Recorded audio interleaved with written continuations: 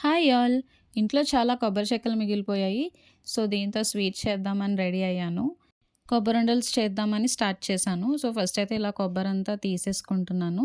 తర్వాత వీటిని చిన్న చిన్న ముక్కల కింద కట్ చేసుకుంటున్నాను. సో దట్ మనం గ్రైండ్ చేసేటప్పుడు ఈజీగా గ్రైండ్ అవుతదని. తర్వాత మొత్తం కట్ చేసుకున్న తర్వాత మిక్సర్‌లోకి వేసేసుకొని మంచిగా గ్రైండ్ చేసేసుకొని పక్కన పెట్టేసుకున్నాను మొత్తం కూడా.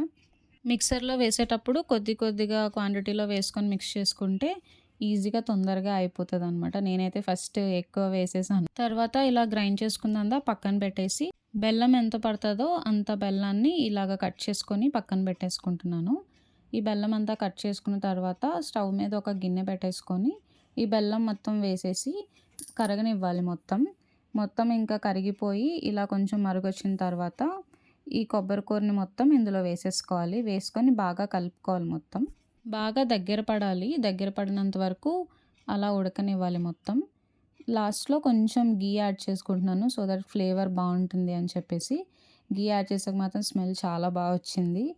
తర్వాత లాస్ట్‌లో కొంచెం ఇలాచీ కూడా యాడ్ చేసుకొని ఇలా దగ్గరగా అయిపోయిన తర్వాత చేతికి కొంచెం ఆయిల్ రాసుకొని ఇలాగా ఉండల్లా చుట్టేసుకుంటే కొబ్బరుండలు రెడీ అయిపోతాయి. చాలా easy and simple snack and tasty గూడా. ఇవైతే చాలా టేస్టీగా వచ్చాయి అండ్ నాకైతే చాలా నచ్చాయి. అండ్ వీడియో నచ్చితే ప్లీజ్ సబ్స్క్రైబ్.